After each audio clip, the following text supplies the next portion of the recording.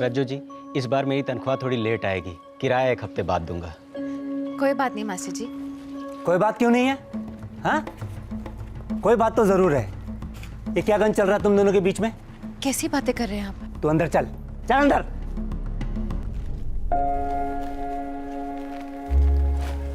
ओम जी, ये बाकी सामान रहने दीजिए, मेरे पास 300 रुपए कम है।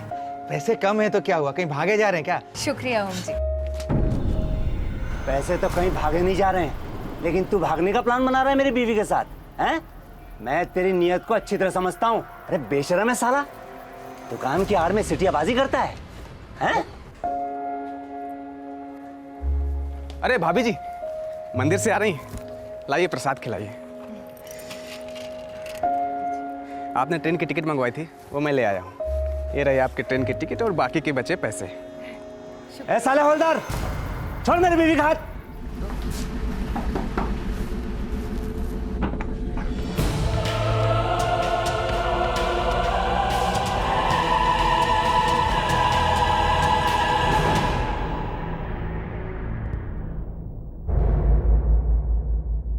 मोहन सिंह जी, हम कर करा के और कर कह सकते हैं। कानून ने रविचंद्र और राजीव शुक्ला को बेल दी है। वैसे वो अभी तक शक और कानून के दायरे से बाहर नहीं है। लेकिन आप कानून के रखवाले तो है ना इंस्पेक्टर साहब, आप उन दोनों के खिलाफ और सबूत इकट्ठा क्यों नहीं करते? सर जी, 6 साल में जो बन पाया है हमने किया है। नहीं किया है इंस्पेक्टर साहब, मेरी बीवी को मारकर नहर में फेंक दिया गया और अभी तक आप ये पता नहीं लगा पाए कि उसको मारने से पहले उसके साथ क्या क्या किया गया था। आपको अभी तक मर्डर वेपन नहीं मिला है, आपको वो सफेद रंग की मारुति वैन नहीं मिली है जिसमें मेरी बीवी को अगवा किया गया था। 6 साल बहुत होते हैं इंस्पेक्टर साहब इन सारी चीजों को ढूंढने के लिए। और छुपाने के लिए भी बहुत होते हैं मिस्टर मोहन सिंह। 6 साल काफी लंबे होते हैं। बात 5-6 साल की नहीं है। वक्त पर हमारा अधिकार नहीं होता है, उसे हम नहीं बनाते।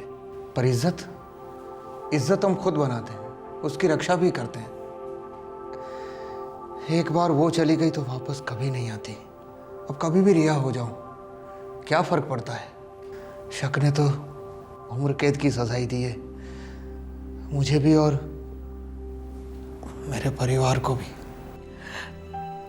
कुछ समझ में नहीं आ रहा साहब, मैं दुकान संभालूं या घर?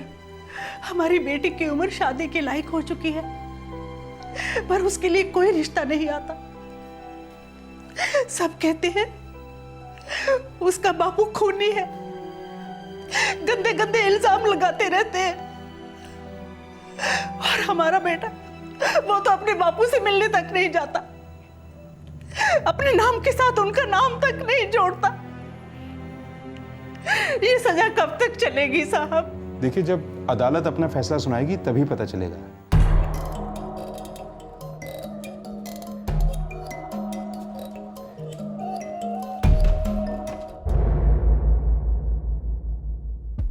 एडवोकेट मसीह, रविचंद्र, आप लोग जो कह रहे हैं वो नामुमकिन है। मुझे भी ऐसे ही लगा था सर, लेकिन ये सच है। 1 साल पहले ही मुझे शक हो गया था कि इस केस की सच्चाइयां कुछ और है, इसलिए हमने अपनी खुद की तहकीकात शुरू कर दी।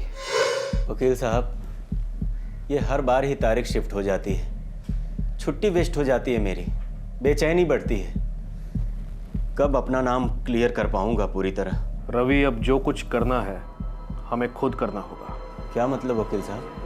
मतलब ये कि कोर्ट जब तक पुलिस को आगे इन्वेस्टिगेशन करने के लिए नहीं कहती, तब तक पुलिस कुछ नहीं करेगी। कोर्ट में हजारों केस चल रहे हैं, मगर तुम्हारे पास जिंदगी सिर्फ एक है। तो हम क्या कर सकते हैं वकील साहब? खुद पुलिस बन के इन्वेस्टिगेशन कर सकते हैं। रवि, ये जो औरत रज्जो है, उसके अतीत के बारे में तुम मुझे कुछ बता सकते हो? उसका कोई पुराना दुख, कोई दर्द, कोई गुजरा हुआ हादसा? वकील साहब, वो तो हमेशा मुस्कुराती रहती थी, मदद करने में हमेशा आगे। बस एक बार आंखों में आंसू देखे थे उसके। हाँ भैया सुनाइए। अच्छा, अरे ये तो बहुत अच्छी खबर है। लड़की कहाँ की है? लड़की बिहाना गांव की है। नहीं नहीं भैया, मैं नहीं जानता हूँ बिहाना गांव के बारे में। अच्छा भैया, रखता हूँ, पाए लागू। मास्टर जी। जी रज्जू जी। वो आप अभी बिहाना गांव के बारे में बात कर रहे थे ना? अरे हाँ, मेरे भतीजे की शादी तय हुई है, लड़की बिहाना की है। आप जानती हैं बिहाना गांव को? मेरा मायका है बिहाना। अरे वाह, कैसा है ये गांव? बड़ा है क्या? अभी कैसा है? पता नहीं, क्या हुआ रज्जू जी? कुछ नहीं, कुछ नहीं। मतलब रज्जो एक अरसे से अपने मायके नहीं गई थी?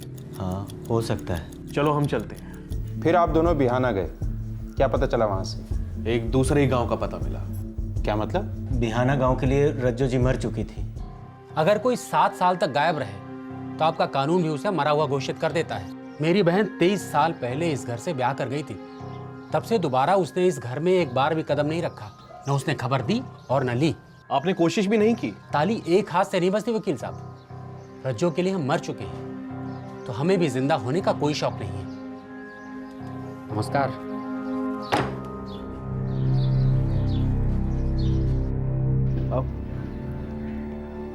अरे मर्जी के खिलाफ शादी कराई थी रज्जो की। ये आप क्या कह रही हैं? हाँ जी, मैंने सारी बातें सुनी। अब मेरी सुनो, ये जो रज्जो है ना, उसको तो शादी करनी नहीं थी, जबरदस्ती ब्याह दी गई। शादी क्यों नहीं करना चाहती थी? एक स्कूल का मास्टर था विक्रम सिंह, उसके साथ इसकी मंगनी हो गई थी, लेकिन पता नहीं क्या हो गया, मंगनी टूट गई। उसके बाद तो समझो ये जोगन बनने चली थी रज्जो। माँ जी, ये विक्रम सिंह कहाँ पढ़ाता था? बोला तो स्कूल में। नहीं, किस स्कूल में? अब मैं क्या जानूं, स्कूल से मेरा क्या लेना देना। हमें लगा शायद कोई लेना देना हो। 1% चांस तो हो सकता है। स्कूल कैसे ढूंढा आप लोगों ने? 6 महीने तक अलग अलग जिलों के स्कूलों के रिकॉर्ड्स की खाद छान मारी हमने। पिछले 38 सालों में हमारे स्कूल में जितने भी अध्यापक रह चुके हैं उन सबके नाम इस रजिस्टर में हैं। और यहाँ भी। विक्रम सिंह क्या पढ़ाते थे मालूम नहीं? एक भूगोल विक्रम सिंह थे जो इस दुनिया में नहीं रहे बेचारे, और एक खड़ूस विक्रम सिंह थे जो इस दुनिया में रहते हुए भी ना रहे जैसे हैं। क्या मतलब? मतलब अपने आप में खोए रहते हैं। ऐसे खामोश अध्यापक सारे जिले में ना मिले हैं। अभी कहाँ मिलेंगे? अरे वही मंदिर के पास वाली गली में तो रहते हैं। क्या बताऊं सर, रिटायरमेंट के करीब पहुंच चुके हैं और हनुमान जी की उपासना छोड़कर कामदेव जी के भक्त बने बैठे हैं। क्या मतलब? अरे वही के बस 5 साल पहले तो उन्होंने शादी की है।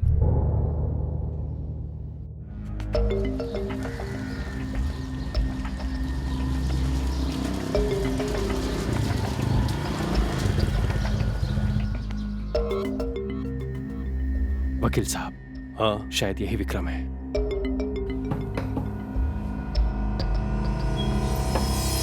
अरे आप आगे। रज्जो जी? हाँ वकील साहब, ये तो रज्जो जी हैं। हाँ, आर यू श्योर? हाँ रज्जो जी।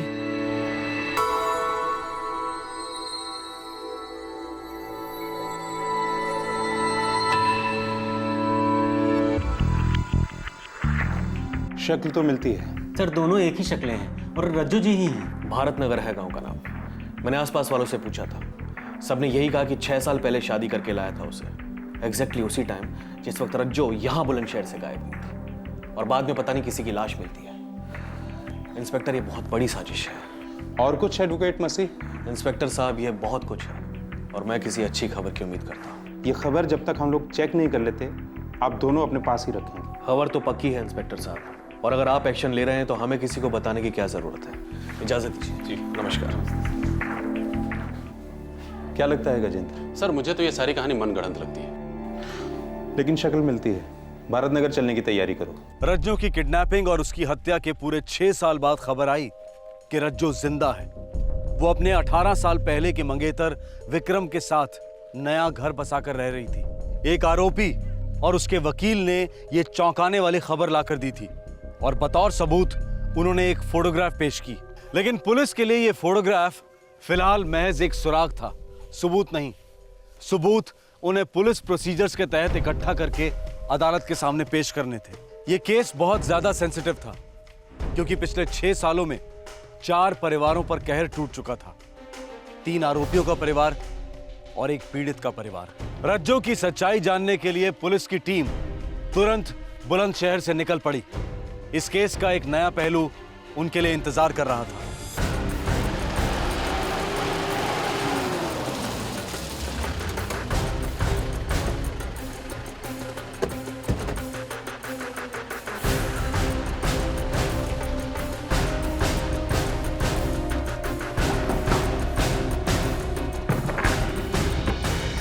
जी? आपका नाम? जी मैं रज्जू। आप शादीशुदा हैं? जी हाँ। पति का नाम? विक्रम सिंह। विक्रम सिंह? क्या बात है इंस्पेक्टर, क्या हुआ? जी यही है मेरे पति विक्रम सिंह। जी आप लोगों को हमारे साथ बुलंदशहर चलना होगा, बाकी बातें रास्ते में करेंगे, चलिए।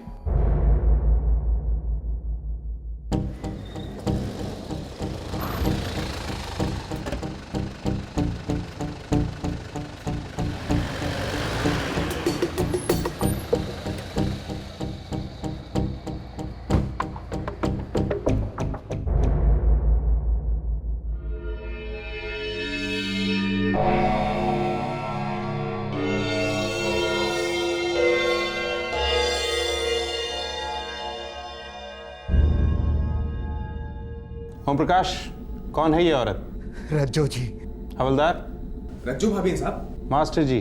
सर मैं तो पहले ही बता चुका हूँ। ओपन एंड शट केस है इंस्पेक्टर, मेरे तीनों क्लाइंट्स क्लीन हैं। रुकिए एडवोकेट मसीह साहब, रुकिए। अभी मोहन सिंह जी और सुरजीत ने कुछ कहा नहीं। मोहन सिंह जी, मैं इस औरत से जानना चाहता हूं, ये कौन है? हाँ, मैं भी। क्या आप इन्हें वो सब बताएंगी जो आपने मुझे बताया है? मैं इस लड़के की माँ हूँ, रज्जू। आप मोहन सिंह की बीवी से विक्रम सिंह की बीवी कैसे बनी? इस आदमी के शक ने मुझसे मेरा बच्चा, मेरी जिंदगी, सब कुछ छीन लिया। 18 साल मैं इसके साथ रही पत्नी बनकर, इसे अपना सब कुछ दिया, लेकिन इसने सिर्फ शक किया। रज्जू जी, इस बार मेरी तनख्वाह थोड़ी लेट आएगी, किराया 1 हफ्ते बाद दूंगा। कोई बात नहीं मासी जी। कोई बात क्यों नहीं है? हाँ, कोई बात तो जरूर है। ये क्या गन चल रहा है तुम दोनों के बीच में? कैसी बातें कर रहे हैं आप? तू अंदर चल, चल अंदर। मोहन भाई साहब, ये ओए साले, भाई साहब भी बोलता है और मेरी बीवी रज्जो पे बुरी नजर भी रखता है। हाँ, चल घर से निकल, तू घर से निकल कुत्ते, वरना मैं पुलिस के पास जाऊंगा, समझे? देख रहे हो ना भाई साहब आप लोग? हाँ, अरे कमीनेपन की हद होती है। मेरी बीवी रज्जो पे नजर रखता है ये आदमी। शिक्षक कहता है अपने आप को, शिक्षक। थू।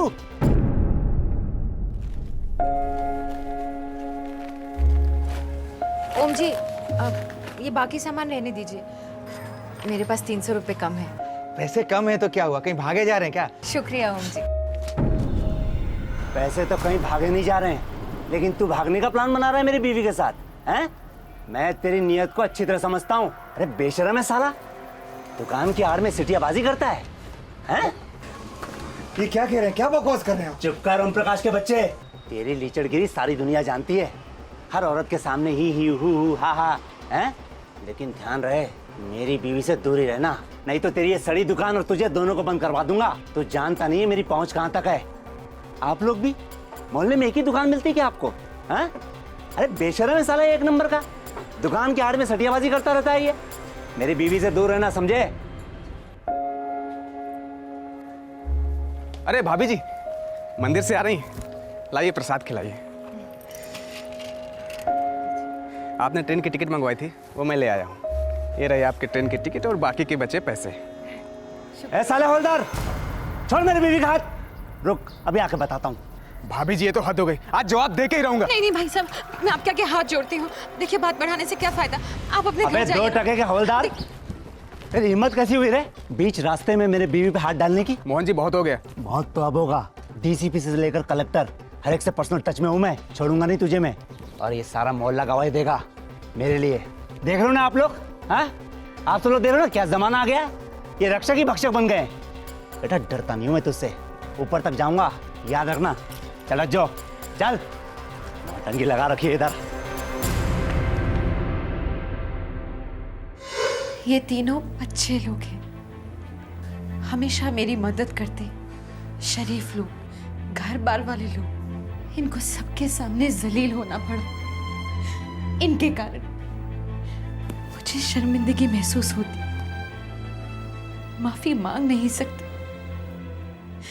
ये फिर गलत समझ बैठे तो एक औरत के लिए कितनी बुरी बात है। इस उम्र में शादी के इतने साल बाद ये सब देखना पड़े। कहीं भी अकेले जाने नहीं देते, मंदिर जाती तो भी सुरजीत को साथ भेजते। चौबीसों घंटे मुझ पर निगरानी रखते।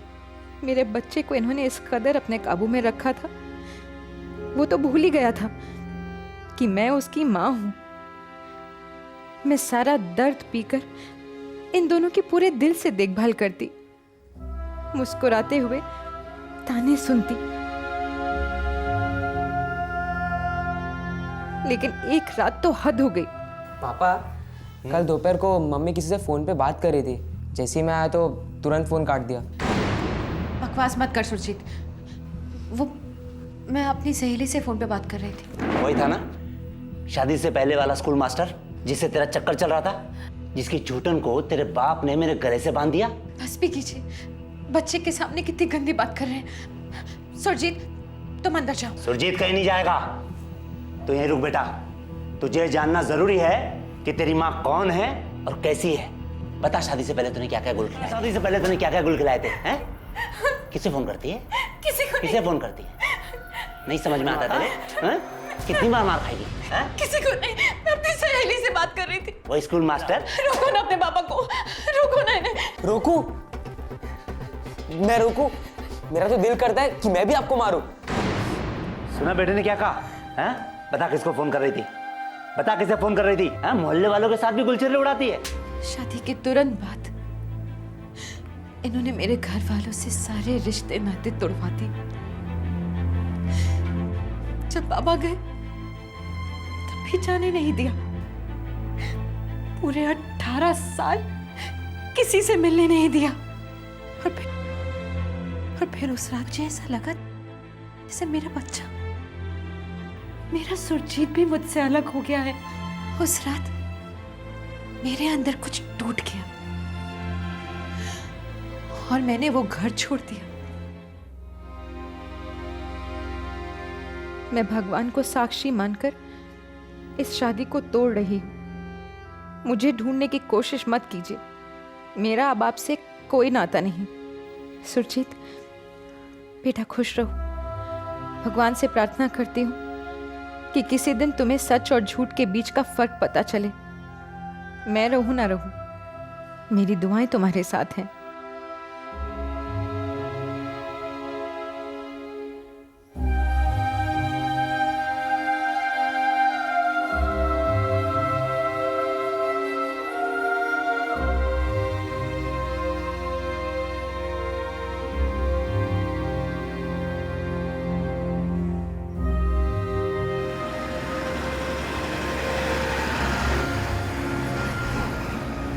मेरे पास 2 रास्ते थे, या माँ बाप के यहाँ लौट जाऊं या फिर बनारस जाकर किसी आश्रम में भर्ती हो जाऊं। लेकिन भगवान ने तीसरे रास्ते को मेरी ओर भेजा।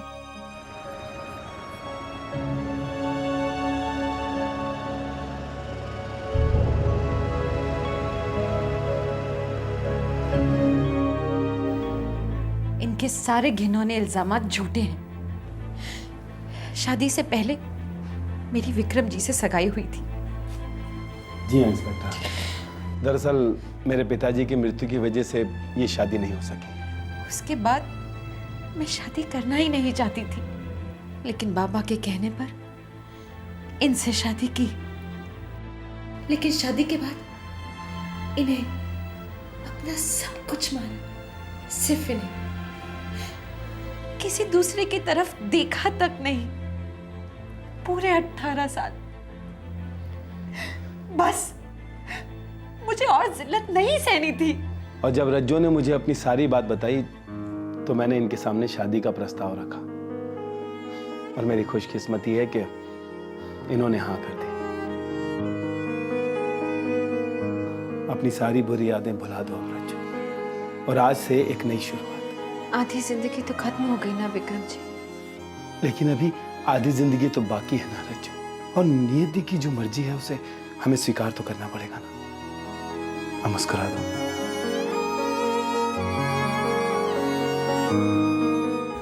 उस दिन के बाद से मैंने आज तक पीछे मुड़कर नहीं देखा। मुझे आज जाकर पता चला है कि मेरे जाने के बाद ये सब हुआ है, लेकिन मैं चौंकी नहीं। इनसे और उम्मीद की भी क्या जा सकती है। लेकिन अगर मुझे पहले भनक होती तो मैं पहले ही इनका पर्दाफाश कर देती। कम से कम इन 3 भले लोगों की जिंदगी तो खराब नहीं होती। इस बयान ने तीनों आरोपियों को भी ताकत दी अपनी बेगुनाही की आवाज बुलंद करने के लिए। एक बहुत अहम सवाल का जवाब सामने आया, आखिरकार ये तीनों आरोपी फरार क्यों हुए थे? पूरे गांव में खबर फैल गई थी कि रज्जो जी अगवा हो गई हैं। हमने सुना कि मोहन सिंह हमारे खिलाफ शिकायत दर्ज करने जा रहा है। इस पागल आदमी ने तो हमारा पल्ला वैसे ही कमजोर कर रखा था। पूरे मोहल्ले के सामने हमें बेइज्जत कर चुका था ये। देख रहे हो ना आप लोग? हाँ, आप सब लोग देख रहे हो ना क्या जमाना आ गया? ये रक्षक ही भक्षक बन गए। मेरी बीवी रज्जो पर नजर है इस आदमी की। अरे यह आदमी अपने आप को शिक्षक कहता है। आइंदा से सामान वामान लेने नहीं आई हो यहाँ, पहुंच मत जाना घर पे। हम बहुत ज्यादा डर गए थे। हम बहुत सीधे साधे लोग हैं साहब, कोई पहुंच नहीं, पहचान नहीं। मैं तो पुलिस फोर्स में होने के बावजूद इतना डर गया। इन दोनों का तब बुरा हाल था। हमने सोचा जब तक राजू भाभी नहीं वापस मिलती तब तक हमारा छुपे रहना ही बेहतर है। क्या दिन देखने पड़ रहे हवलदार भाई। जिंदगी में किसी का कोई नुकसान नहीं किया, सबसे दोस्ती, कोई बैर नहीं। फिर भी मैं तो बच्चों को सच्चाई और नेकी का पाठ पढ़ाता हूँ, उस पर अमल भी करता हूँ। मैं मोहल्ले में सर उठा के चलता हूँ, और मैं ही क्यों, आप सभी भी तो चलते हैं। लेकिन अगर पुलिस हमें गिरफ्तार करके घसीट के घर से ले गई तो मोहल्ले में कितनी थू-थू होगी। पुलिस मार मार के खाल खींच लेती है लॉकअप में। अरे यार, हम अपने घर लौट भी पाएंगे क्या कभी? ऊपर वाले पे भरोसा रखें। चलो अभी चलते हैं। शिकायत दर्ज हो चुकी है और वारंट भी हमारे खिलाफ निकल चुका है।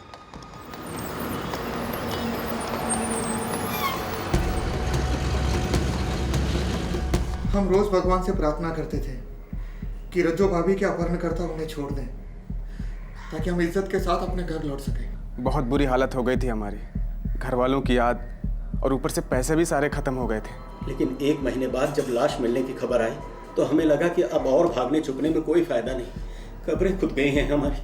हमारे पास सरेंडर के अलावा और कोई चारा नहीं था। रज्जो जी, आप ही अदालत को बताइए, एक आप ही हैं जो तीनों की खोई हुई इज्जत वापस दिला सकती हैं। बताऊंगी, सब कुछ बताऊंगी जी। तो अब आप बताइए मोहन सिंह साहब, ये औरत कौन है? मैं नहीं जानता।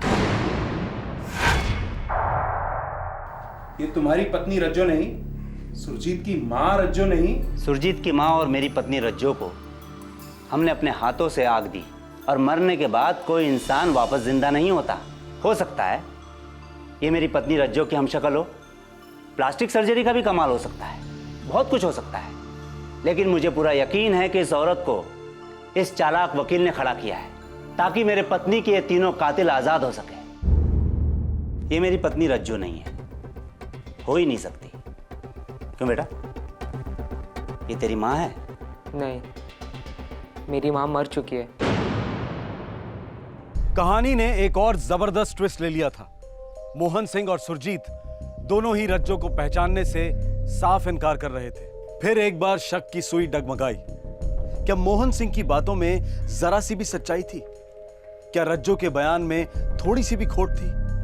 क्या यह वाकई कोई साजिश हो सकती थी? पुलिस ने दोनों पार्टियों पर नजर रखी और दोबारा से इस केस की छानबीन शुरू कर दी। सर, वो विक्रम स्कूल टीचर है और रविचंद्र भी स्कूल टीचर है। हो सकता है दोनों मिले हुए हों। होने को तो हो सकता है, लेकिन सबसे पहले रज्जो की असलियत क्लियर करनी है। जी। तुम सबसे पहले उसके भाई से कांटेक्ट करो, अगर है तो उसका रज्जो से खून का रिश्ता है। 25 साल से हमने उसे देखा तक नहीं है, हमारा उससे कोई लेना देना नहीं है। देखिए भाई साहब, अगर आप कोऑपरेट करेंगे तो अच्छा रहेगा। बहुत से लोगों की जिंदगियां दांव पर लगी हुई हैं, इसीलिए मैं कह रहा था। मुझे क्यों एतराज होने लगा इंस्पेक्टर साहब? अभी बुला देता हूँ। सुरजीत, सुरजीत बेटे। जी पापा। बेटा, ये इंस्पेक्टर साहब जो बोले वो करो, डरो नहीं। मुझे कोई एतराज नहीं, मैं तो कुछ भी करने को तैयार हूँ, बस उस दरिंदे को सजा हो जाए। अपने आप को रज्जो कहने वाली औरत, असली रज्जो का बेटा सुरजीत और असली रज्जो का भाई, तीनों का डीएनए टेस्ट करवाया गया। यह टेस्ट शक को यकीन में बदलने वाला था। 4 परिवारों को इस टेस्ट का बेहद इंतजार था और रिजल्ट ने सारे शक दूर कर दिए। रज्जो और उसके भाई का डीएनए टेस्ट मैच हुआ। रज्जो और सुरजीत का डीएनए टेस्ट मैच हुआ। रज्जो वाकई रज्जो थी, सुरजीत की मां और मोहन सिंह की पत्नी जिससे उसने रिश्ता तोड़ा था। मोहन सिंह, 6 साल तक तुम मेरे केबिन में आकर मुझसे सवाल करते रहे। आज मैं तुम्हारे घर आया हूं, मुझे कुछ जवाब चाहिए। कैसा जवाब? रज्जो की किडनैपिंग और लाश की सच्चाई क्या है? वो तो 6 साल पहले ही मैं आपको बता चुका हूँ। 6 साल पहले मैंने और मेरी टीम ने 3 बेगुनाह लोगों को जानवरों की तरह पीटा, उन पर केस किए, उनकी जिंदगियां बर्बाद हुई। तुम्हारी जिंदगी मेरे लिए बहुत कम मायने रखती है, तो चुपचाप सच बोलोगे तो शायद जियोगे। अरे रज्जो, रज्जो,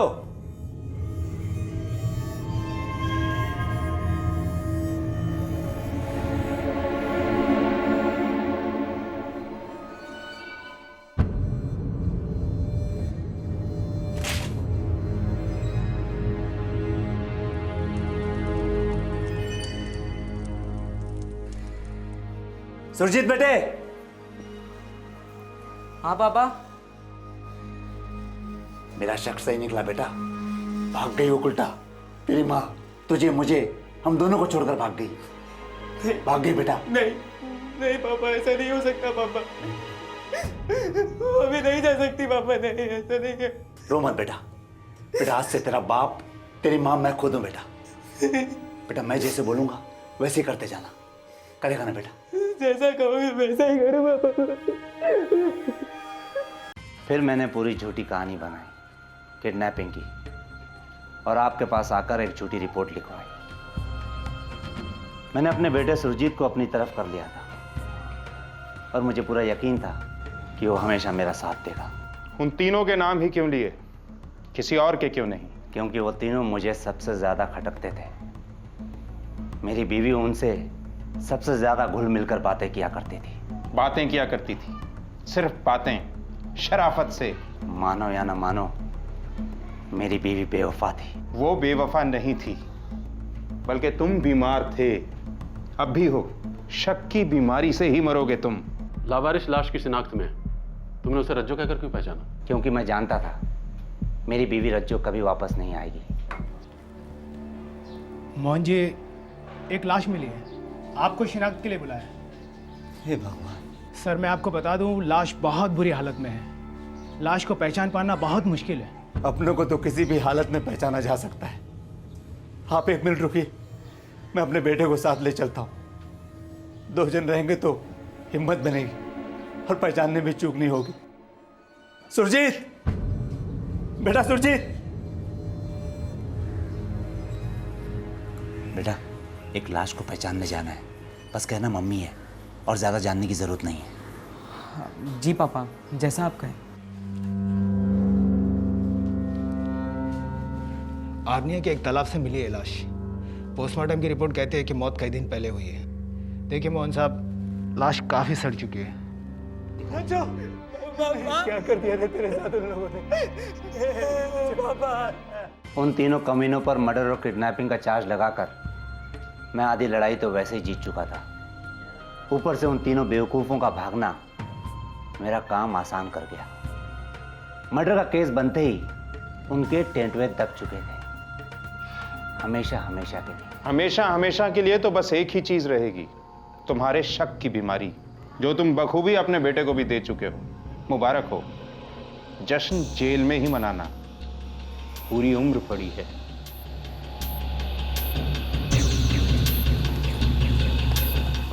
मोहन सिंह और सुरजीत को संगीन झूठे इल्जाम लगाने और झूठे बयान देने के जुर्म में गिरफ्तार किया गया।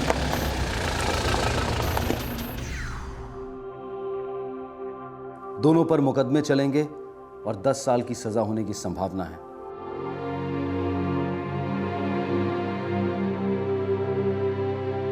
अदालत ने ओम प्रकाश को बाइज्जत बरी किया है। कांस्टेबल राजीव शुक्ला और स्कूल टीचर रविचंद्र के खिलाफ केसेस भी खारिज किए गए हैं।